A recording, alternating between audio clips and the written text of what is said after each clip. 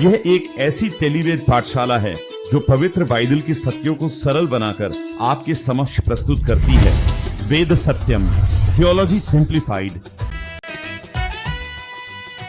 वेद सत्यम नामक इस धारावाहिक कार्यक्रम में हम सभी YouTube दर्शकों का सादर स्वागत करते हैं।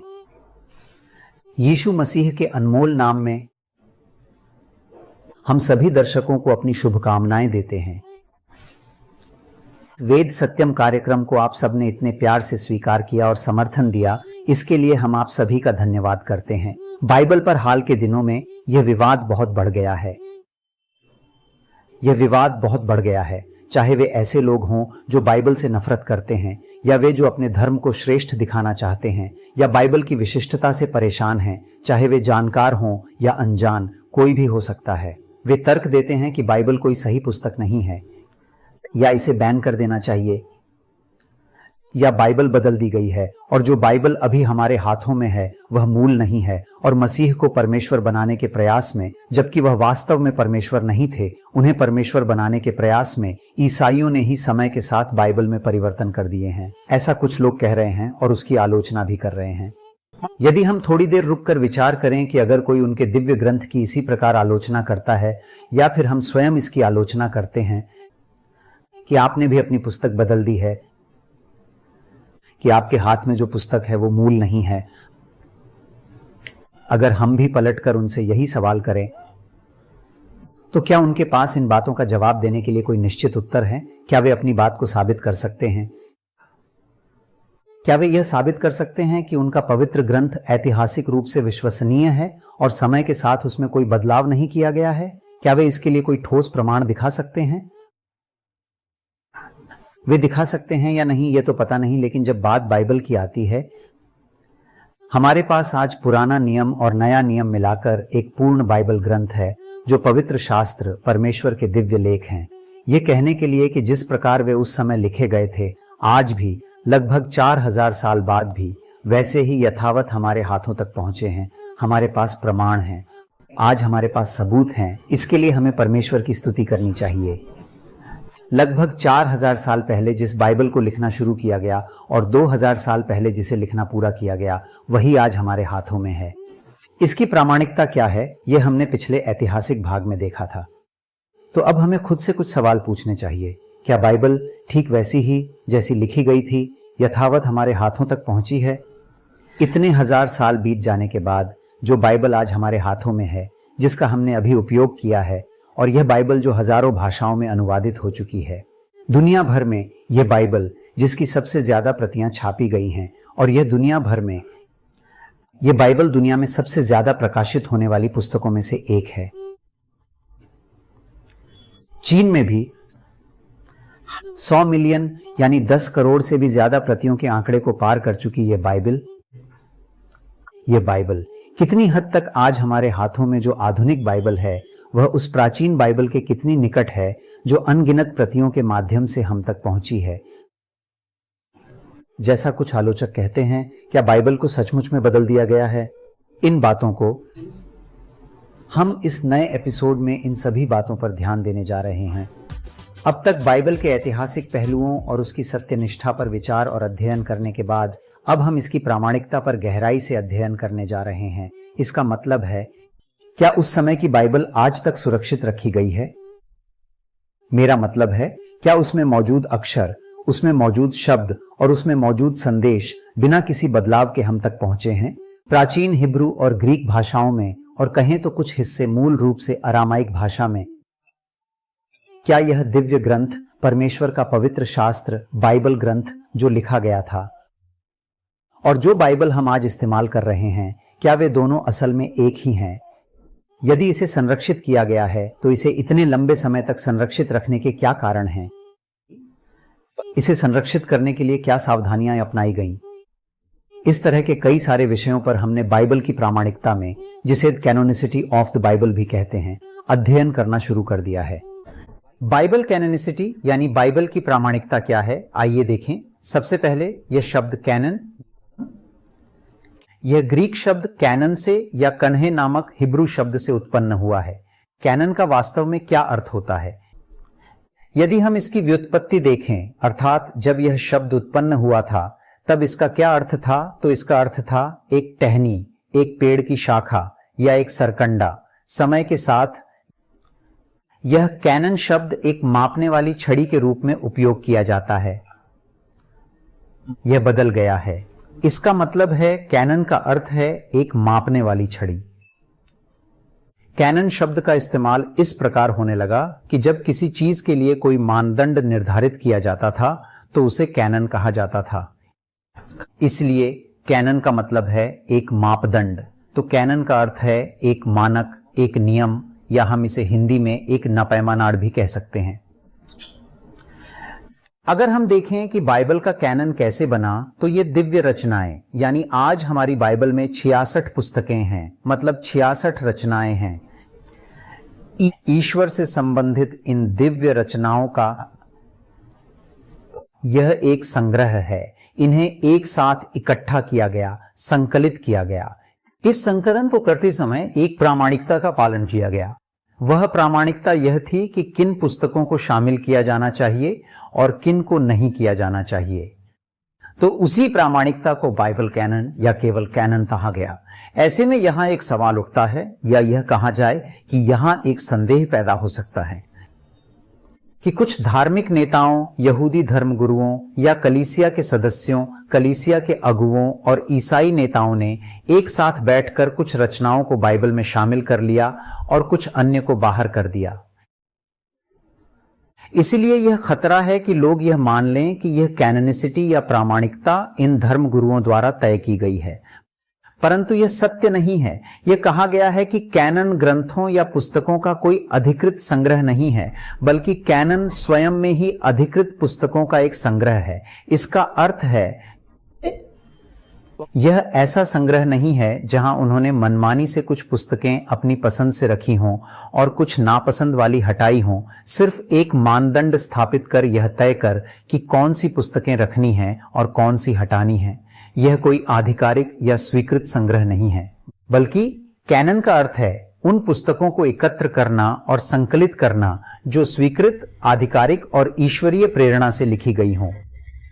हमें सबसे पहले यह समझना होगा कि यह ऐसा संग्रह नहीं है जहां उन्होंने अपनी पसंद की किताब को ईश्वरीय प्रेरणा से लिखा हुआ मान लिया और जो किताब उन्हें पसंद नहीं, जो उनके विचारों के विरुद्ध थी, उसे ईश्वरीय प्रेरणा से रहित कहकर अलग कर दिया। तो फिर ये किस तरह का संग्रह है, ये किस तरह का संकलन है? इन 66 पुस्तकों को एक जगह कैसे लाया गया? अगर हम देखें तो ईश्वरीय प्रेरणा से लिखी गई पुस्तकें पहले से ही उपलब्ध थीं। परमेश्वर ने अपने नबियों, प्रेरितों, अपनी संतानों और अपने प्रतिनिधियों के माध्यम से विभिन्न समयों पर विभिन्न तरीकों से अपनी अभिव्यक्ति उन्हें बताई और दिखाई और उनसे ऐसी पुस्तकें और रचनाएं लिखवाईं। हमें यह समझना चाहिए कि कैनन का अर्थ है उन दैवीय रूप से प्रेरित पुस्तकों को एक साथ लाना और एक संग्रह के रूप में व्यवस्थित करना जो अपने आप में अधिकार रखती हैं, जो अपने आप में एक मानक हैं, यानी जो स्व प्रमाणीकरण से युक्त हैं। इसलिए यह ऐसा संकलन नहीं है जिसे कलीसिया के अगुवों, यहूदी धर्मगुरुओं या किसी और ने जानबूझकर कुछ पुस्तकों को एक जगह इकट्ठा करके बनाया हो। यह वैसा मानक नहीं है। यह मानक इंसानों से नहीं आया। हमें समझना होगा कि यह परमेश्वर द्वारा लिखाई गई पुस्तकों से ही आया है। परंतु कुछ प्रश्न उठते हैं। बाइबल की प्रामाणिकता पर सोचते हुए ये प्रश्न बहुत महत्वपूर्ण हैं।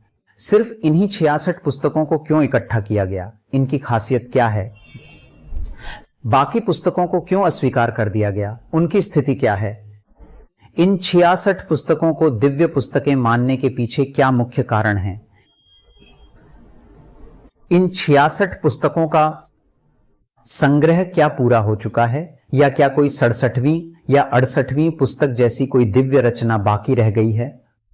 तो क्या कुछ दिव्य रचनाओं को जानबूझकर छोड़ा गया है, या यह संग्रह प्रक्रिया पूरी हो चुकी है?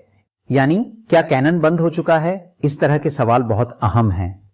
इन प्रश्नों का उत्तर भी हमें इस अध्ययन के माध्यम से देना है। पहले हमने जाना कि कैनन क्या है, तो अब सवाल यह है कि यह कैनन आखिर संभव कैसे हुआ। हम कैनन की संभावना के बारे में देखते हैं। जब हम ये देखते हैं कि कैनन क्यों संभव हुआ, तो आइए पहले पुराने नियम से शुरू करते हैं। पुराने नियम का कैनन यानी पुराने नियम की प्रामाणिकता कैसे स्थापित हुई? आखिरकार इन प्रामाणिक शास्त्रों को या परमेश्वर की प्रेरणा से लिखे गए इन शास्त्रों को उन्हें संरक्षित करने का विचार क्यों आया? उन्हें सुरक्षित रखने की प्रेरणा कैसे मिली? वे कौन सी परिस्थितियां थीं जिनके कारण आज तक ये पवित्र शास्त्र बिना किसी बदलाव के, बिना इसके संदेश बदले और बिना सत्य में परिवर्तन किए हम तक पहुंच पाए हैं? आइए अब हम इन विषयों पर विचार करें। तो सबसे पहले हम देखते हैं कि सिनाई पर्वत पर परमेश्वर ने स्वयं अपनी उंगली से अपना वचन लिखा था, ठीक वैसे ही जैसे हमें दिया गया है। जब उन्होंने मूसा से बात की और उसे 10 आज्ञाओं की पहली पट्टियां दी, जब उन्होंने व्यवस्था दी, यह हमें निर्गमन अध्याय 31 आयत 18 पढ़ने से समझ आता है। उसके बाद परमेश्वर ने अपने वचन को अंतिम प्राधिकार मानने की आज्ञा दी। यह भी हमें पुराने नियम में स्पष्ट रूप से दिखाई देता है। यहोशू 1:8 और व्यवस्था विवरण 6:6 से 9 में हम देखते हैं कि परमेश्वर ने आज्ञा दी कि उनके वचन को, इन आज्ञाओं को और उनके प्रकाशन को अंतिम प्राधिकार मानना चाहिए, जिसे उन्होंने लिखने को कहा था। हम देखते हैं कि उन्होंने कहा, तुम्हें इससे न तो दाएं मुड़ना है और न ही बाएं। तीसरी बात यह है कि परमेश्वर ने अपना वचन स्वयं लिखा या लिखवाया और इसे सुरक्षित रखने का भी आदेश दिया गया। यह भी हम पुराने नियम में स्पष्ट रूप से देखते हैं। निर्गमन अध्याय 17 की 14वीं आयत, व्यवस्था विवरण अध्याय 31 और यशायाह अध्याय 30 और साथ ही हबक्कुक अध्याय 2 आयत 2। इन सभी आयतों को पढ़ने के बाद हम देखते हैं कि परमेश्वर ने खुद अपने लोगों यानी यहूदियों को अपने वचन को संरक्षित करने की आज्ञा दी थी। चौथी बात यह है कि इन सब का परिणाम यह है कि परमेश्वर ने ही वचन दिया है, चाहे उन्होंने इसे स्वयं अपने हाथों से लिखा हो या अपने भविष्यवक्ताओं के माध्यम से प्रकट किया हो। कुल मिलाकर यह वचन परमेश्वर का ही था। उस वचन को अंतिम प्राधिकार मानना है और सिर्फ इतना ही नहीं, उस वचन को संरक्षित करके पीढ़ी दर पीढ़ी आगे बढ़ाना है, उसे बताना है, उसे सौंपना है। ऐसी आज्ञा परमेश्वर ने दी, जिसके कारण यहूदियों ने व्यवस्था को, परमेश्वर के वचन को परम पवित्र मानकर उन्होंने इसे बड़ी सावधानी से बनाए रखा और इसकी हस्तलिखित प्रतियां तैयार करके उन्हें संरक्षित किया, जैसा कि हम देखते हैं। इसी के परिणाम स्वरूप आज पुराना नियम अपने मूल रूप में हम तक पहुंच सका है। अब बात करते हैं नए नियम की। जब हम नए नियम को देखते हैं तो हमें सबसे पहली बात यह है कि यीशु मसीह ने पुराने नियम को स्वीकार किया। इतना ही नहीं, हम देखते हैं कि उन्होंने यह भी कहा कि वे जाकर एक और सहायक यानी सत्य का आत्मा भेजेंगे, जो तुम्हें सभी बातें बताएगा। अगर हम लूका का सुसमाचार 24-44 पढ़ें तो पुराने नियम के 3 भाग हैं। एक भाग तो है जिसे व्यवस्था भी कहते हैं, दूसरा है प्रोफेट्स यानी भविष्यवक्ता और तीसरा है राइटिंग्स, जिसे यहूदी भजन संहिता से शुरू होने वाली कई रचनाएं कहते हैं। पुराने नियम में ये 3 भाग हैं। ये विभाजन यहूदियों ने पुराने नियम के किए थे। तो इन तीनों भागों को यीशु मसीह ने भी स्वीकार किया। यह हमें लूका के सुसमाचार 24-44 में स्पष्ट रूप से दिखाई देता है। इसलिए यीशु मसीह ने परमेश्वर के वचन का समर्थन किया। उन्होंने इसे परमेश्वर का वचन कहकर अपनी मुहर लगा दी। इन बातों को हम और गहराई से अगले अध्याय में जानेंगे, अगले एपिसोड्स में हम जानेंगे। दूसरी बात, जिन प्रेरितों ने परमेश्वर का वचन लिखकर हमें नए नियम में दिया, उन प्रेरितों ने अपनी रचनाओं को ईश्वरीय आज्ञाएं मानने के लिए, अर्थात उसे इसी तरह से विचार करने के लिए मंडलियों से कहा। जैसा कि हम देखते हैं, आज्ञा दी गई। अगर हम 1 कुरिन्थियों के 2 अध्याय का 13वां वचन देखें तो उसमें लिखा है, हम इन बातों को मानवीय ज्ञान के सिखाए हुए शब्दों में नहीं, बल्कि आत्मा द्वारा सिखाए गए शब्दों में आत्मिक बातों को आत्मिक बातों से मिलाकर समझाते हैं। इसलिए जो कुछ भी हम आपको सिखा रहे हैं, यह हमारी तरफ से कही गई बात नहीं है, बल्कि हम ईश्वरीय प्रेरणा से, परमेश्वर के आत्मा की प्रेरणा से आपको बता रहे हैं। इसलिए इसका एक मानक है और यह भविष्य में आपके लिए एक आदर्श मानक बन जाएगा। हम देखते हैं कि वे कहते हैं कि इससे बढ़कर कोई मानक है ही नहीं और अगर हम आगे बढ़कर एक कुरिन्थियों के 14वें अध्याय के 37वें पद को देखें, दूसरे अध्याय से 14वें अध्याय में जाए तो लिखा है, यदि कोई व्यक्ति स्वयं को नबी या आत्मिक जन मानता है तो उसे यह बात जान लेनी चाहिए कि जो बातें मैं तुम्हें लिखता हूं वे प्रभु की आज्ञाएं हैं, यह उसे दृढ़ता से जान लेना चाहिए। यदि कलीसिया में कोई भी यह सोचता है कि परमेश्वर ने मुझसे बात की है, मैं एक नबी हूं या मेरे पास भविष्यवाणी का वरदान है, तो उसे सबसे पहले एक बात जान लेनी चाहिए। वह यह है कि पौलुस की लिखी ये पत्रियां परमेश्वर की आज्ञाएं हैं, प्रभु की आज्ञाएं हैं। यह उसे दृढ़ता से जान लेना चाहिए। इसलिए इस मानक के साथ, यानी पौलुस के लिखे इन पत्रों के मानक के साथ उन भविष्यवाणियों का मूल्यांकन किया जाना चाहिए। उस व्यक्ति को मिले भविष्यवाणी के वरदान को मापना चाहिए, ऐसा वह कह रहा है। और आगे जाकर हम देखें तो गलतियों की पत्री 1 अध्याय 8वें वचन में, परंतु यदि हम या स्वर्ग से कोई दूत भी उस सुसमाचार को छोड़ जो हमने तुमको सुनाया है, कोई और सुसमाचार सुनाए तो श्रापित ठहरे। आज की तरह जिसे जो पसंद है वो वैसा सुसमाचार सुना रहा है कि यदि आप हमारे चर्च में आते हैं या फिर हमें पैसे देते हैं तो आपको सुख और सुविधाएं मिलेंगी, आपके साथ सब अच्छा होगा, बेटी की शादी होगी, पति को प्रमोशन मिलेगा और पेट की गांठ भी गायब हो जाएगी। ऐसा सुसमाचार सुनाया जा रहा है। वे प्रेरितों द्वारा सुनाए गए सुसमाचार को, जिसमें पाप, मसीह का क्रूस और मसीह का पुनरुत्थान शामिल है, भूल गए हैं, उसे भुला दिया है। प्रेरित पौलुस गलतियों की पत्री में कह रहा है, हमने जो सुसमाचार सुनाया है वह ही एकमात्र मानक है। यदि इस सुसमाचार के अतिरिक्त कोई अन्य सुसमाचार सुनाए, चाहे वह हम हो या स्वर्ग से कोई दूत भी हो, तो वे श्रापित होंगे। इसका अर्थ है कि प्रेरितों द्वारा प्रचारित सुसमाचार, जो भी सुसमाचार भविष्य में सुनाए जाएंगे, उनके लिए यह एक मानक है। इसलिए प्रेरितों के वचन, प्रेरितों की शिक्षा, प्रेरितों का सुसमाचार और प्रेरितों द्वारा लिखा गया वचन एक मानक है। यह बात उन्होंने स्वयं ही स्पष्ट रूप से कही है।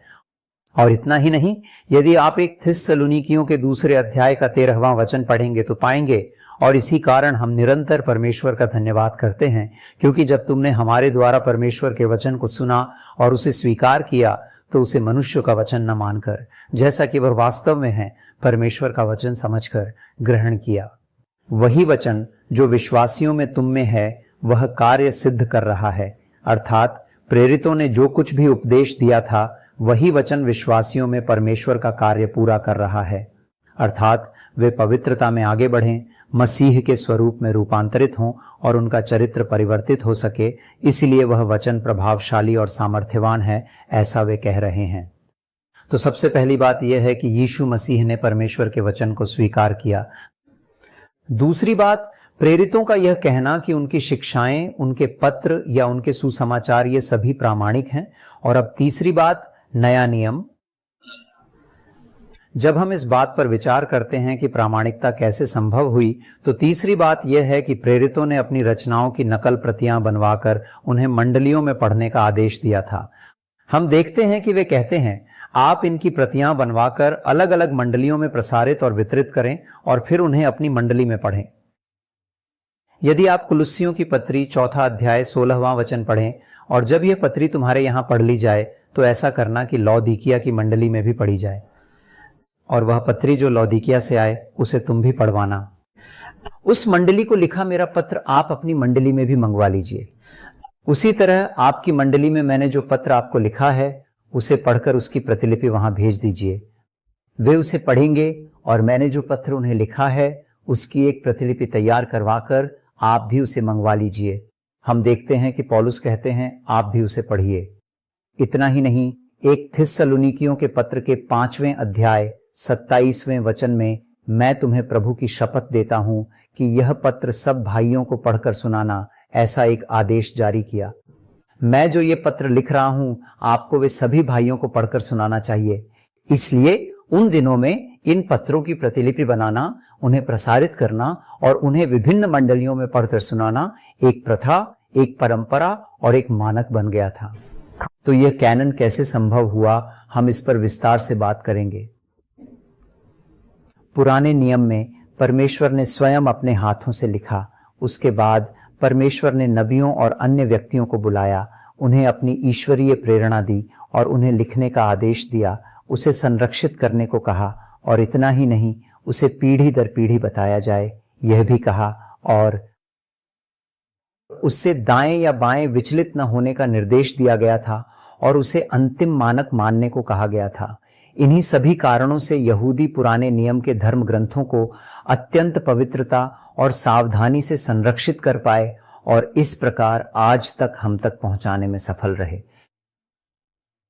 इसलिए वे उसमें कुछ भी जोड़ने से या कोई शब्द हटाने से, यानी उसमें कोई फेरबदल करने से बहुत डरते थे, वे भयभीत होते थे। इसीलिए वे इसे बहुत सावधानी से ठीक वैसे ही हम तक पहुंचाने में समर्थ हुए। इसी प्रकार जब हम नए नियम की ओर आते हैं तो नए नियम के लेखकों, विशेषकर प्रेरितों ने यह स्पष्ट किया कि उनकी रचनाएं और उनका उपदेश परमेश्वर की ओर से आया है और यह उनका अपना कथन नहीं है। इतना ही नहीं, उन्होंने उसे लिखित रूप भी दिया। उन्हें लिखित रूप देने के बाद उन पत्रों को तुरंत मंडलियों में भेज दिया गया। उन्होंने कहा कि एक मंडली को लिखा गया पत्र दूसरी मंडली को भी भेजा जाए, उसकी प्रतिलिपि बनाकर प्रसारित किया जाए और उसे एक मानक के रूप में माना जाए। यदि बाद में कोई अन्य उपदेश या सुसमाचार आता है तो उसे इसी मानक से मापा जाए।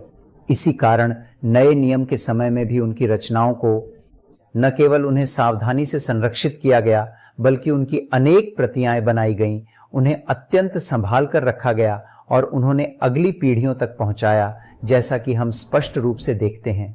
प्रकाशित वाक्य में भी यूहन्ना ने स्पष्ट कहा है कि इस पुस्तक में आप कुछ भी जोड़ना या कुछ भी निकालना नहीं कर सकते। कहा गया है कि जो ऐसा करेगा वह शापग्रस्त होगा। इसलिए नए नियम में भी पुराने नियम के यहूदियों की तरह धर्म ग्रंथों के प्रति वही निष्ठा, पवित्रता, भय और श्रद्धा थी। इसी कारण उन्होंने नए नियम के धर्म ग्रंथों को भी बिना कुछ जोड़े या घटाए अत्यंत श्रद्धा और भय के साथ सावधानी पूर्वक प्रतिलिपि बनाई, जिससे वे आज तक बने रहे, ताकि वे आज भी मौजूद रहें और संरक्षित रहें। इसमें उन्होंने हमारी सहायता की है। इसलिए हमें यह जानना आवश्यक है कि नए नियम का कैनन भी इसी प्रकार संभव हो पाया था। हमने देखा कि कैनन कैसे संभव हुआ। अब उस कैनन के संभव होने के बाद बाइबल को हूबहू हम तक पहुंचाने के उनके अथक प्रयासों के पश्चात अब यह सुनिश्चित करने के लिए कि क्या ये 66 पुस्तकें सचमुच ईश्वरीय प्रेरणा से लिखी गई हैं, हमारे पास कौन सा मापदंड है जिससे हम यह तय करें कैनन क्या है, यानी कैनन के लिए मापदंड क्या है। तो यह बताने के लिए कि ये 66 पुस्तकें ईश्वरीय प्रेरणा से लिखी गई हैं या ये ईश्वरीय प्रेरित रचनाएं हैं जिन्हें मनुष्यों ने ईश्वरीय प्रेरणा या आत्मा के कारण लिखा है, और यह कहने के लिए कि यह परमेश्वर का पवित्र ग्रंथ है, हमारे पास इसे परखने या मापने का क्या प्रामाणिक मापदंड है। तो आइए अब देखते हैं कि प्रामाणिकता के नियम क्या हैं। हम लगभग 7 नियमों के बारे में जानेंगे। पहला, यह देखा जाता है कि क्या वह रचना ईश्वर के किसी पैगंबर, प्रेरित या ईश्वर के किसी प्रतिनिधि द्वारा सचमुच में लिखी गई है या नहीं। दूसरा, क्या प्रेरितों ने उस रचना को स्वीकार किया? यदि उन्होंने उसे स्वयं नहीं लिखा तो क्या प्रेरितों ने उस रचना को अनुमोदित किया और उसे प्रमाणित किया? तीसरा, ईश्वर का चमत्कारी कार्य, क्या यह उसके द्वारा अनुमोदित किया गया था? इसका अर्थ है जब कोई लेखक यह कहता है कि जो परमेश्वर ने मुझे दिखाया और बताया है मैं वही लिख रहा हूं, तो क्या उस लेखक के जीवन काल में किसी चमत्कारी कार्य के माध्यम से यह प्रमाणित किया गया कि वह एक पैगंबर, प्रेरित या ईश्वर का प्रतिनिधि है? प्रतिनिधि है यह कहने के लिए कि यह चमत्कारी कार्य के माध्यम से निर्धारित, स्थापित या प्रमाणित किया गया था, या क्या उस रचना में कोई ऐसा साक्ष्य मौजूद है जो यह सिद्ध करता हो कि वह दैवीय प्रेरणा से लिखी गई है? यह तीसरा था। अब चौथा, क्या वह रचना ईश्वर के सत्यों को प्रकट करती है या नहीं? क्या वह ईश्वर के सत्यों को बताती है या क्या वह ईश्वर के सत्यों के विरुद्ध कुछ कहती है? पांचवां, क्या उस रचना में कही गई बातों में आंतरिक रूप से कोई तालमेल है या वे एक दूसरे का खंडन करती हैं? हमें यह देखना होगा कि उनमें तालमेल है या नहीं। छठा बिंदु, क्या वह रचना ऐतिहासिक सटीकता रखती है, यानी क्या इस बात के कोई पुख्ता प्रमाण मिले हैं कि उस रचना में वर्णित विषय, व्यक्ति, स्थान और घटनाएं इतिहास में वास्तव में घटित हुई थीं। इस विषय पर हम पिछले एपिसोड्स में 3 भागों में पहले ही विस्तार से चर्चा कर चुके हैं, इसलिए हमें इस बारे में ज्यादा सोचने की जरूरत नहीं है। अब आते हैं अंतिम और 7वें बिंदु पर। क्या प्राचीन कलीसिया ने उस रचना को स्वीकार किया? क्या उन्होंने यह माना कि यह ईश्वर की पुस्तक है, यह ईश्वर की रचना है, यह ईश्वर का धर्म ग्रंथ है? या यदि उन्होंने उसे स्वीकार नहीं किया तो क्या कोई दूसरा धर्म ग्रंथ जिसे पहले से ही दैवीय रूप से प्रेरित और प्रमाणित माना गया है, वह इस धर्म ग्रंथ को मान्यता देता है? इस धर्म ग्रंथ को मान्यता देता है। प्रामाणिकता के मामले में हमें इन बातों को जानना होगा। ये 7 नियम प्रामाणिकता यानी बाइबल की प्रामाणिकता के लिए बहुत महत्वपूर्ण हैं। हालांकि इन 7 नियमों को अच्छी तरह से समझने के लिए आपको अगले सप्ताह तक प्रतीक्षा करनी होगी। हम अगले हफ्ते फिर मिलेंगे। आने वाले एपिसोड्स में हम बाइबल की प्रामाणिकता या बाइबल कैनन यानी बाइबल की प्रामाणिकता के बारे में और भी बहुत सी बातें सीखेंगे। अगर आपको यह कार्यक्रम पसंद आया है तो प्रकाश घंटेला नाम के YouTube चैनल की सदस्यता लें और उसे सब्सक्राइब करें। आपको याद दिलाने के लिए घंटी का आइकन दबाएं, और अगर आपको लगता है कि यह आपके किसी दोस्त के लिए एक आशीष का कारण बन सकता है तो कृपया इसे उनके साथ साझा करें। तब तक के लिए प्रभु के नाम में आपका बहुत धन्यवाद। यह वेरिटास बाइबल इंस्टीट्यूट की एक प्रस्तुति है।